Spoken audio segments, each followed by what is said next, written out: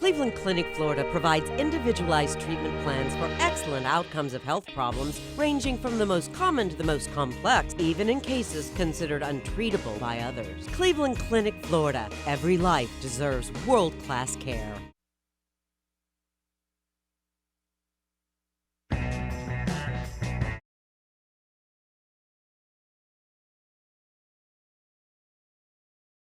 Podcast. Here we go. Brand new week, baby.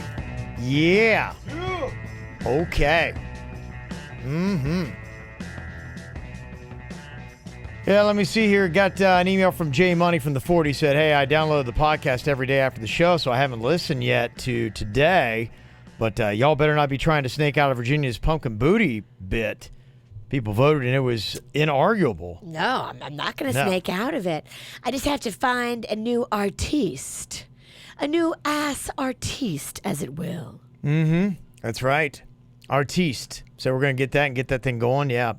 Said, I think you three should do full Halloween body paint. But the pumpkin booty was promised, so now it must be delivered. Oh, it will be. Don't worry. We got a little time between now and Halloween. Yeah, it's true. It's still very early. Don't worry. I will do it, and I will do it right. I just want it to look good. You know, if I get one of my kids to do it or something, it's not going to look as good as if I get it done professionally and awesomely. He said, on another note, I had a bit idea where Jaybird is sent to instruct a yoga class, but since he has recently thrown out his back, all I can do is verbally guide the class into the various positions. I think this would be hilarious to listen to and see as a video. You were talking about sending him in drunk. Drunk yoga. That would be easier. And Yeah. I probably would actually throw out my back doing it. Okay, well, there you go. That'd be really exciting. Let's do it. I just gotta get a yoga studio that will allow me to go in there and take over the class. So you would have to own the studio or be very tight with the owner of the studio, and then we could do it. But And be into shenanigans. be into shenanigans, and you have to again own the studio. And Yeah, then why not? Get some free publicity. Yeah, well, we'll put your company or the name of your studio in the video and all that stuff. I'd love to do that.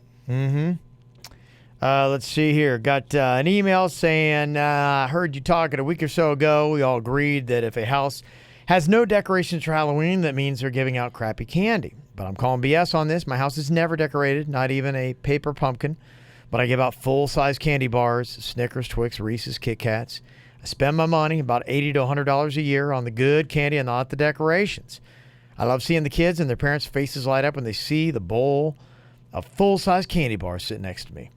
I even let them pick between two types and have a running candy bar showdown on Facebook of which type of bar kids are picking over the other. Well, you're a unicorn. I mean, it's just people don't do what you do. Full size is like amazing. And to have full size at a house with no decorations, I mean, you don't see that very often, but we applaud you. I don't age discriminate either. Kids of all ages are given candy, even the parents if they ask to. Oh.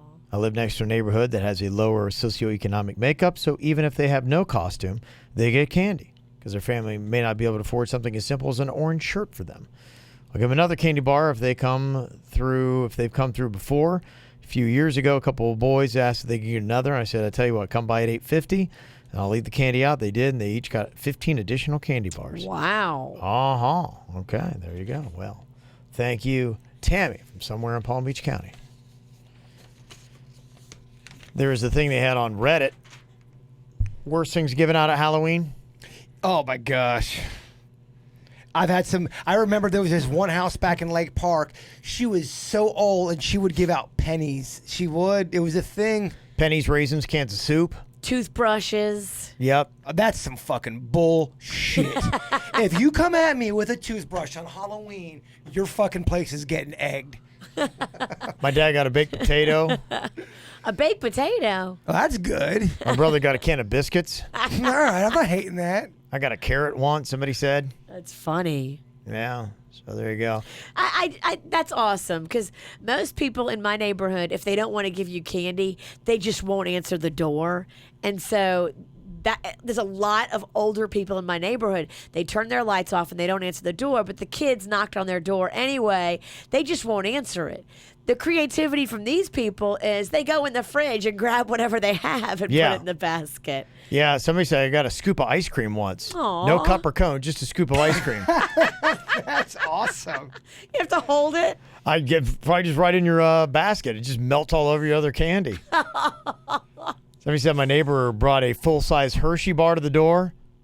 Then, as we were there waiting for it, she opened it, broke off 2 pieces, dropped one in my bucket, one in my sister's, and the chocolate had hair on it. That's disgusting. Come on, lady. Mm-hmm. Yeah, you might be getting the egg, too. Somebody said I was given a used lipstick. Oh, that's okay. You're getting fucking not only egged, toilet papered. Somebody said I was given a picture of Sammy Sosa in a metal frame. That's kind of cool. No, it's not. Is it the old Sammy Sosa or the new white one? Yeah. Or was it back when he was hitting the home runs, or was it 10 years after he played? A lot of questions. A lot of questions. He looks a lot different these days. Got this email from Kara. She said, thanks a lot, Jay Bird. My kids heard you talking about playing the game Bloody Mary on the air, and now they can't sleep. This is your fault, and you should really watch the things you talk about. Oh, Every time my kids go to the bathroom, they think Bloody Mary is going to get them. Oh, no. Sorry.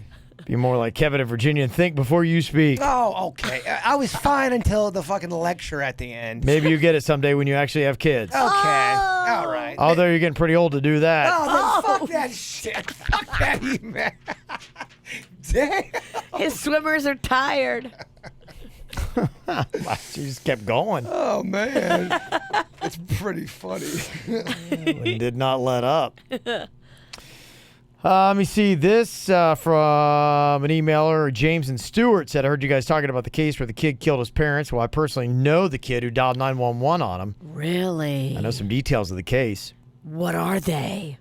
I was told the kid was dropping hints about killing his parents weeks before. Nobody believed him. He tells friends he'd give them a car if they killed his parents. Yeah, so this is definitely premeditated. Wow. Yeah, the party he killed his parents earlier in the day, put the claw part of the hammer into the back of his mom's head. Gives me chills. She turned and screamed, why? He told her, because I can. Are you kidding me? And then proceeded to hammer her to death. The dad comes in and sees what's going on, and in frozen shock, he proceeds to hammer his dad and tells him he's doing this because he can. Tries his best to clean the mess up before the party. He calls the kid I know and tells him the party is on and goes to pick him up. Kid said he was acting strange and was driving his parents' car and had a roll of money. Oh, my God. Said his parents went out of town. They immediately thought that was weird. During the party, another kid pulled the kid I know aside, and started asking where his parents were and why is he driving his parents' car. He also showed him dried up blood on the baseboard in the kitchen sink. Still in disbelief, they continued to party until a friend told him that he admitted to killing his parents and opened the door to the room where they say the parents' legs were coming out of the bottom of a blanket. He had also thrown chairs and pictures on their dead bodies. They left the party, and the kid I know called the police. I heard the 911 call. Oh, Again, when asked at the station why, he said, because I can. He said he heard voices and the devil. Kid I know talked to him recently from prison and told him he's not mad at him for calling the cops. He thanked him because the plan was kill the parents, have party, kill himself by taking pills. True horror story, guys. Wow. Yeah, huh? That is some heavy, heavy stuff. It's Right. pretty heavy. Yeah. I mean, those poor kids that were there at the party, they're going to be messed up for a while, too, from it. That'd be weird, man. Imagine you find that out. I mean, you're at this party, and the party is the reason these 2 parents died? That's heavy. Yeah, it might have gone a little deeper than that. Well, anytime you're at an event and something bad happens like that, there was a big case here in Palm Beach County back when I was a kid where a girl was murdered, and he was at the beach that day when it happened, and he remembered how everything was, and just it was weird. It was very bizarre. I've kind of been into the power move. I've been watching Billions on Showtime, which is all about power moves. This dude on there, he's a billionaire. He's just nothing, but he's got it where he is. He's just one power move after another. That's awesome. You just think about all kind of creative ways to look cool. That's kind of it, yeah. It's a big part of it. Your image and your flash, your flair, your attitude, that kind of stuff. So he's just got, one big, grandstanding move after another. I'm just like, gosh, man, I'd just like to pull off one power move. Just one. Yeah. Just one. Just one flawlessly executed power move. That's really all you need. Yeah. There was that guy that was at the Astros game that bought beer for his entire section after a home run. He called the home run. He's like, if George Springer hits a home run here, beer for everybody. Hit it, boom. Everybody in the section got a beer. And then when Altuve hit one, next batter, he bought another round, 2 rounds. Alan sent a text and said, there's only a small segment of the population actually knows how to utilize the skills for a power move for personal and business and development. I'm the guy who called in earlier about the strategic intro and how the currency to the wealthiest individuals use. So he said, I'd be happy to discuss the options for power moves. Okay. Check that out. Maybe he's got some tips. He said, I can help Kevin strategize his first power move. This motherfucker is without a doubt trying to get on the air. I've got my business here. Okay. I can help you. He's trying to pull a power move. Yeah, he's doing a power move right now. On you. Like getting on the air. That's going to be his move, yeah. His business promoted. We see you. Very good. You got us. John emailed and said, yeah, Jaybird pulled a power move today in that 5-word movie game. He did. Yeah. I did. What a typical man I am. I got this. I did not know the rules. I just get so excited sometimes for games. I hear you. I just like, oh, Especially fuck. when you're crushing it. Yeah. Excitement and then just blind and deaf as to anything Kevin says or does. I'm cranking it. Let me see here. Got an email from Chris. Said on this morning show, Denny's was given his theory on how currency would change or not be worth anything. He's actually not too far off on the subject. In 71, President Nixon took the U.S. dollar off the gold standard as the U.S. dollar became fake money. It used to be backed by gold, and now it's basically a promissory note in good faith. So I completely understand, and I kind of get. I can get behind Denny's on what he's talking about. Let's just say, I don't think in our lifetime it's going to happen, but as things change, who knows? Who knows if all of a sudden everyone's got to be equal and everyone has to have the same amount of coins, and that's how the world is. It's like the beginning of Monopoly. Exactly. Everybody gets the same amount, and now you start over. But what happens in Monopoly? One motherfucker starts to crush it, and somebody ends up living on Baltic Avenue. And I love Baltic Avenue. You do, huh? Oh God! First thing and that's cheapest one? It is. It's the first area I always try to take over. I turn into a slumlord, and every time you cross that 200 or that little go, you got to pay the fiddler, motherfucker. So harsh. Well, you got to get in the character. I love playing street Monopoly. And what is it you fiddle? I mean, His penis. it's street Monopoly. Call me the fiddler. While you're playing, I'm over here fiddling my penis. And if I can't get mine out fast enough, I'll fiddle yours. Oh, I can get my penis out. No, I'm just kidding. Well, I've got I'm a at stopwatch if you've got time. How fast can you get your penis out? I mean, it's really not that hard. It's not that hard to do, I should say. It's not that hard. ED? It's actually easier to take it out when it is hard. You got that ED? I do not have ED. I may have a small dick, but It's hard all the time, it's Virginia. strong. It's hard Like, right now. It's hard right now. I'm like- talking to you and it's hitting the counter. It's like Rocky. It's small, but it's got heart, baby. Okay, yeah. Speaking about the next level, Cheryl's like going, yeah, I just tuned into the ATS podcast on KVJ TV, and I saw this image of Kev. I'm like, what the fuck? Oh my gosh! Yeah. If that's not Either I fell asleep or I'm coming. I'm not sure what's going on there. that is your cum face. Yeah.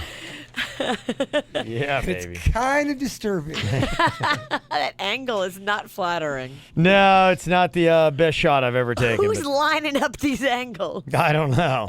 Suits. Suits! Yeah. He's Is he here? He left us. Suits. Where did Suits go? Okay, I poked my head in there, and Thumbelina, with her cute new pink hair, was working Suits' control board. And they said, oh, Suits had an appointment. I'm like, well, what kind of appointment? I think he got some kind of like NASCAR meeting. Does Suits have a job interview? He's trying to line stuff up with somebody I think does the NASCAR stuff. Oh. Yeah, he's still working on that. That's interesting. Yeah. I think Suits would be great with NASCAR. He's in broadcasting. Yeah, he's he's already done a couple things. He had a little bit of a NASCAR show going there on the sports channel.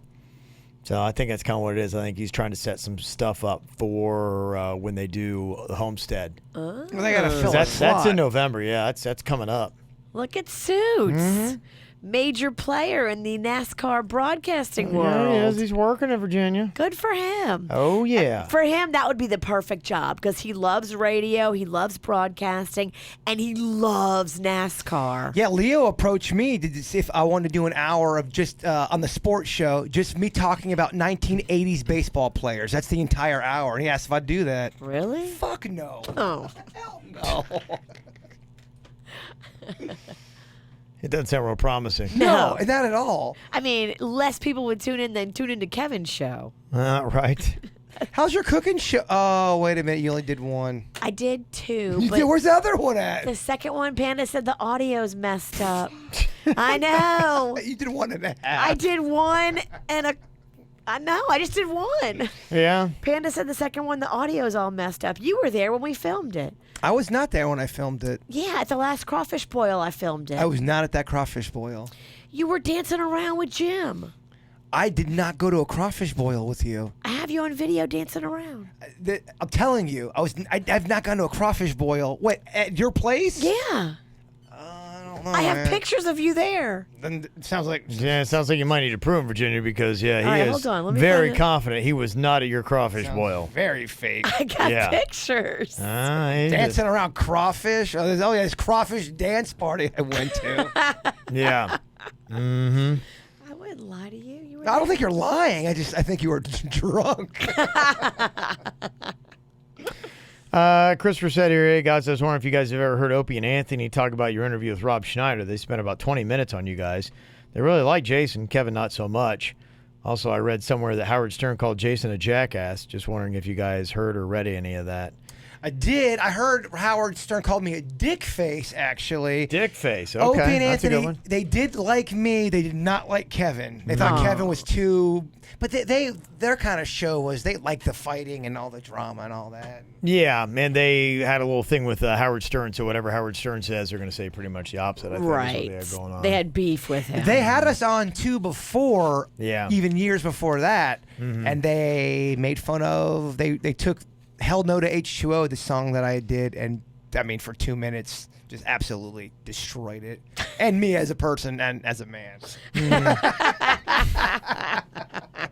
They weren't feeling it, huh? Oh, they were such dick faces. But I mean, it was cool because I'm like, oh, it's a national show. It's awesome. Yeah, Totally man, awesome. They're both doing great today, so.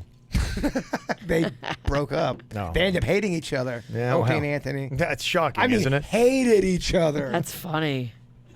Shocking that guys that their whole show is based around hate wound up hating each other. That's irony. That is kind of ironic. Yeah, you didn't They- see that coming. They talk nothing but shit about each other now. Yeah. They two of the three guys actually hate Opie, the main guy. They fucking hate his guts. Dang. Fun show. We'll never do that. No, Hell no. no. We're always going to love each other. Our show's full of love, not hate, Virginia. I'm going to make you love me. If you don't, I'm going to stab you. Isn't that a song? Fucking.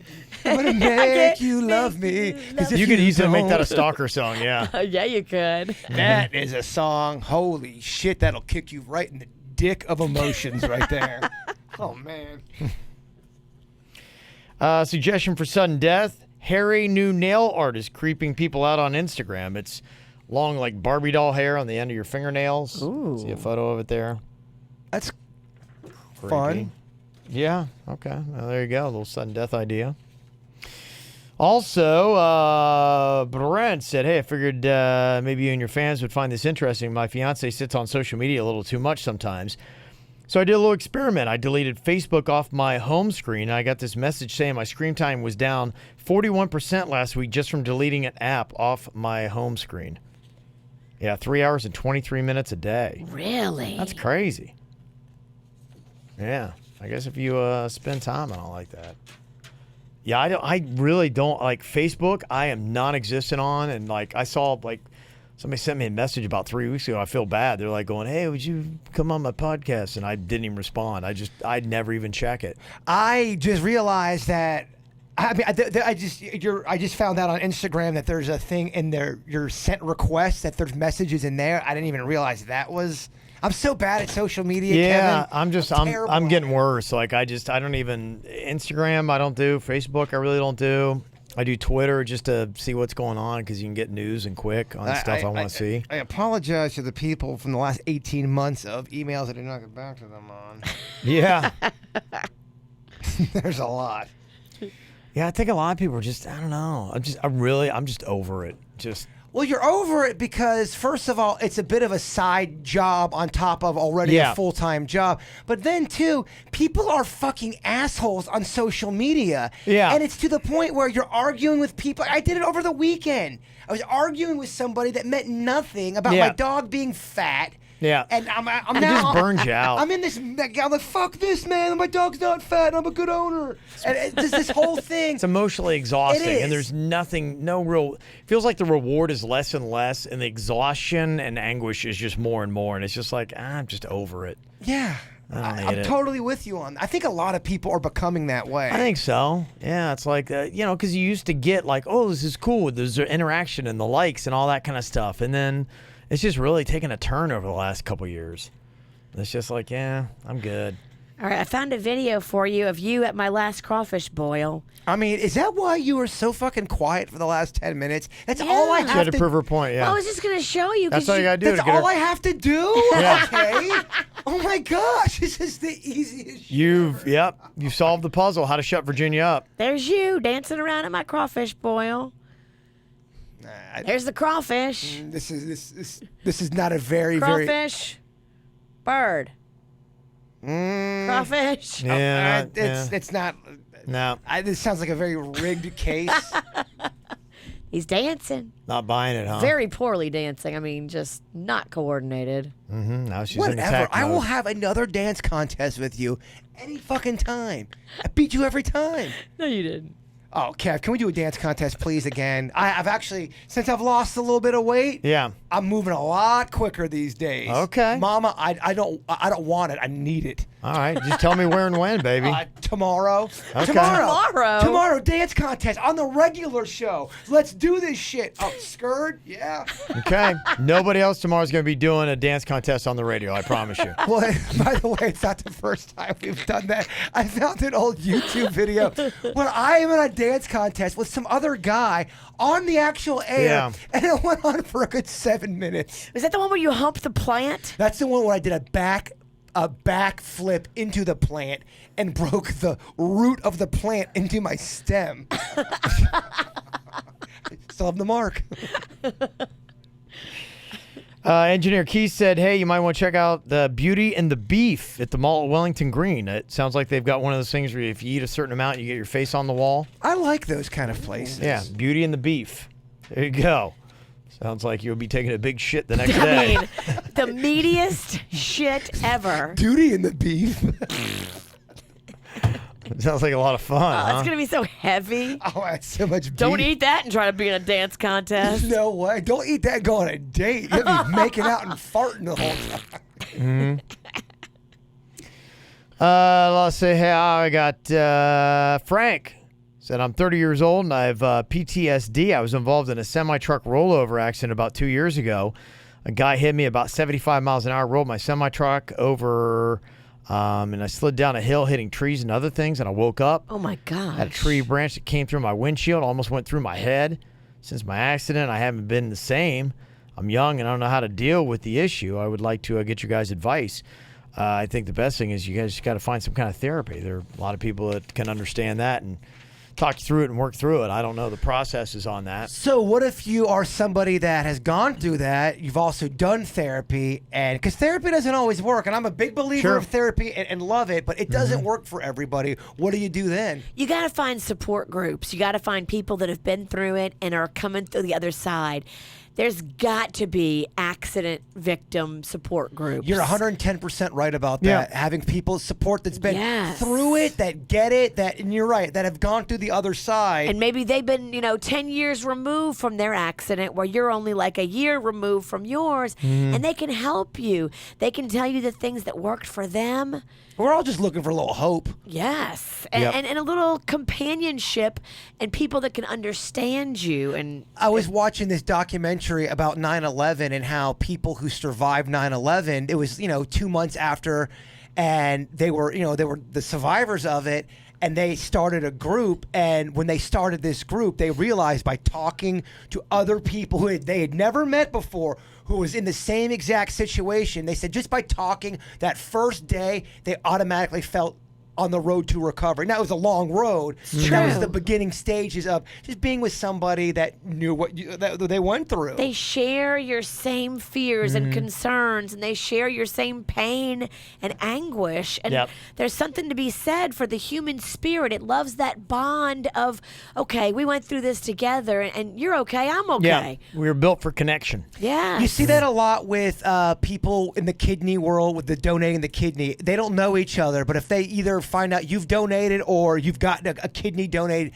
it's like a brotherhood. It's something in common with people. And you're right. I think people just like to have that camaraderie. Yeah. And Tina said, please give me a shout out this morning. I'm getting a breast biopsy. Kind of the same thing. That's the other thing. If you're going through anything like that, yeah, it's horrifying and scary, and you just don't even know what to expect. And getting into any kind of group, depending upon what happens, and talking to somebody that's been through it, they can give you assurance or talk you through it and let you know what to expect, and those kind of things are very helpful. And it could be anything. Just because you're getting a biopsy does not mean it's the end, Tina. Just go in there, do the biopsy, and see what they say. I had to have a biopsy one time because my implant, like on the end of a balloon, how you tie it tight and it's got that little piece that sticks out?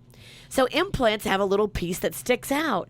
My implant piece was rubbing my natural breast tissue, and it caused a little hard bally thing. Oh, wow. And they thought, oh, wow, could she have cancer? No, it wasn't. It was just that friction caused a little hard bally thing to form. So But the uncertainty has got to be traumatizing. it's scary, but go in there, do it, and then be scared if you have bad results, of course. But you don't need to be afraid of going for a biopsy. Just do it. That story you just told me about the little, it like almost made like my titties like tickle. Like I don't know, it's weird. Well, girl, Virginia's tit ball made you cringe? scratch your tit then. The tit ball made me cringe. Ugh. The tit ball story made you itchy. Scratch. Virginia's tit balls. There you go. I get it. All right, well, thanks for all the emails. You can always get a hold of us, mail@kvjshow.com, mail@kvjshow.com. You guys have an amazing Monday. We'll talk to you later. Cleveland Clinic, Florida provides individualized treatment plans for excellent outcomes of health problems ranging from the most common to the most complex, even in cases considered untreatable by others. Cleveland Clinic, Florida. Every life deserves world-class care.